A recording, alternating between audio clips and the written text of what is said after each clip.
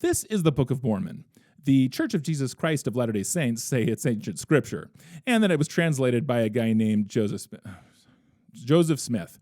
For years, people said there is no way he could have written it. It's 588 pages long and super complex. They said he wasn't smart enough. They said it had to have been written by someone else. Someone like Sidney Rigdon, who was this great historian, biblical scholar, and all-around accomplished academic. Or this dude, Solomon Spaulding, or, I don't know, some guy from Dartmouth University.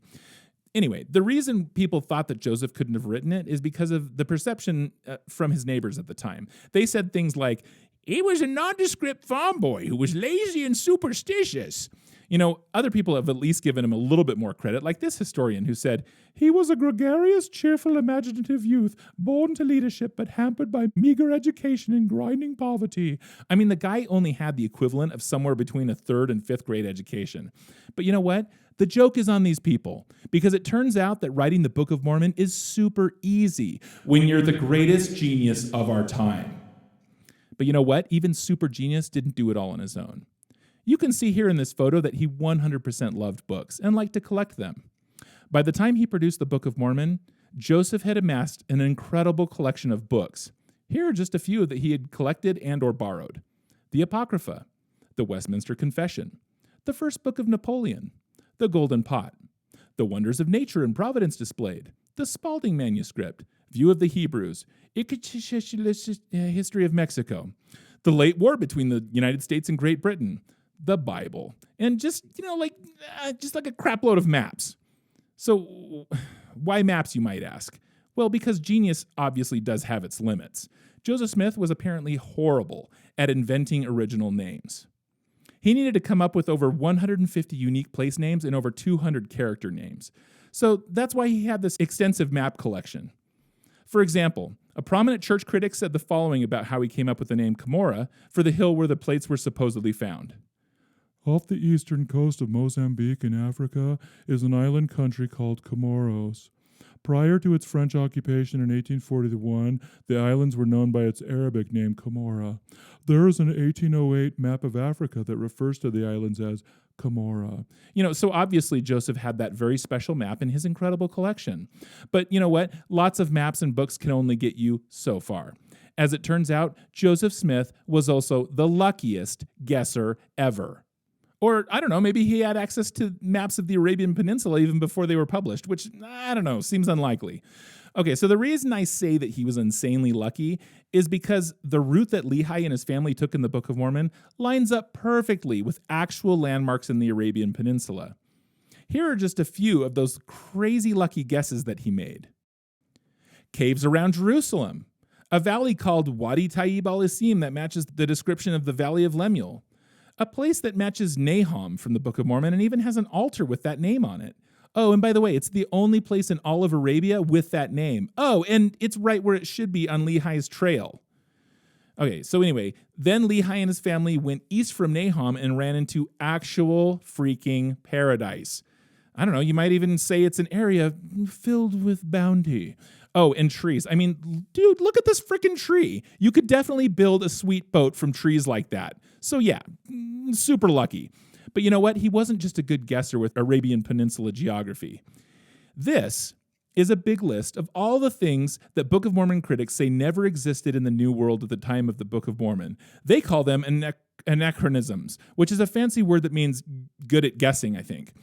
But being the clutch guesser that Joseph was, he also somehow knew that there would be discoveries later that updated these critiques. So in a way, you could say the Book of Mormon becomes more correct every year. That's pretty sweet if you ask me, and totally genius.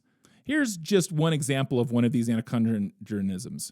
For years, people said, the Book of Mormon says they had horses, but there were no horses here in the New World until Christopher Columbus showed up. And the critics all laughed and were like, horses, LOL. But then just last year, some dudes dug up these dirt ponies. And so now the whole narrative is sunk. Never underestimate a freaking genius, guys. So anywho, back to Joseph's mad skills.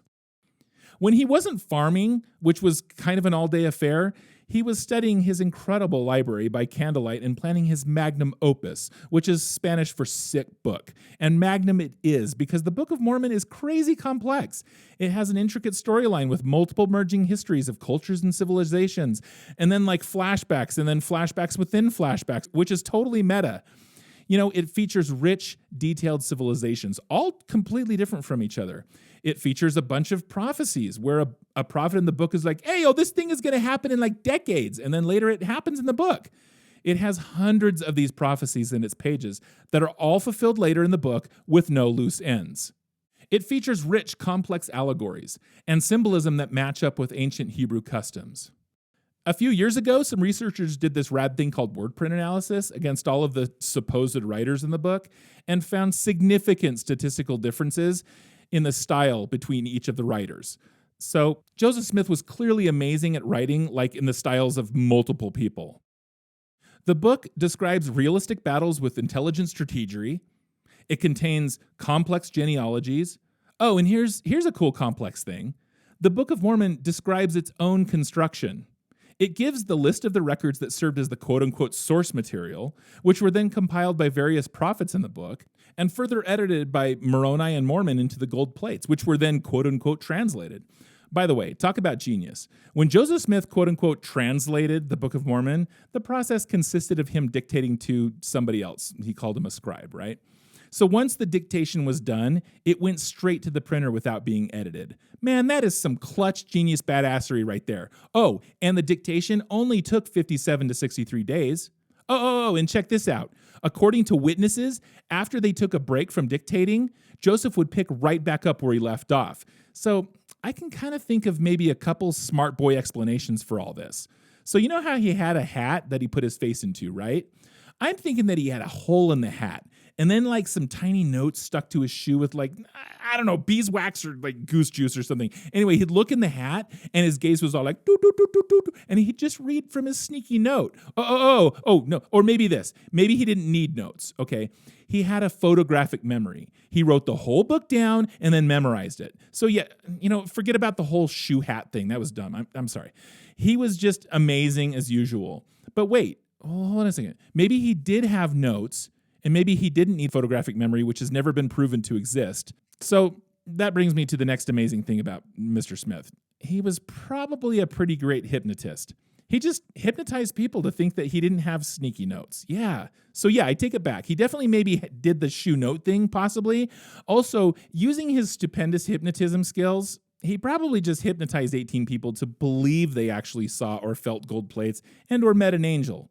Also, his hypnotism was so good that 6 of them believed they saw these things even after they left the church. 2 of the ones who left came back, but 4 never did, and not a single one of these 18 people ever denied what they saw. Some even professed the same on their deathbed. So powerful. Anyway, about the book, modern scholars continue to find amazing complexity in its pages. Like, did you know that the Book of Mormon has thousands of what really smart people call Hebraisms, which is a fancy word for ways of writing that are consistent with the styles and customs of the ancient Jews? So freaking genius. I mean, holy moly. Like I said before, Joseph was the greatest genius of our time. And what did he use all that genius for? Filling the Book of Mormon with sophisticated doctrinal sermons and testifying of Jesus Christ. The fact of the matter is that to believe that Joseph Smith was this level of genius takes faith. It takes a lot of faith to believe that some barely educated farm dude was actually a literary genius, a peerless theologian, a connoisseur of books and maps, an ancient Hebrew scholar, an expert hypnotist, and military strategist with a photographic memory who was insanely lucky and or a time traveler. Or, I don't know, maybe he was just a farm dude, and it went down exactly like he said. He got some plates and translated them by the power of God. But that's just too ridiculous, right? Right?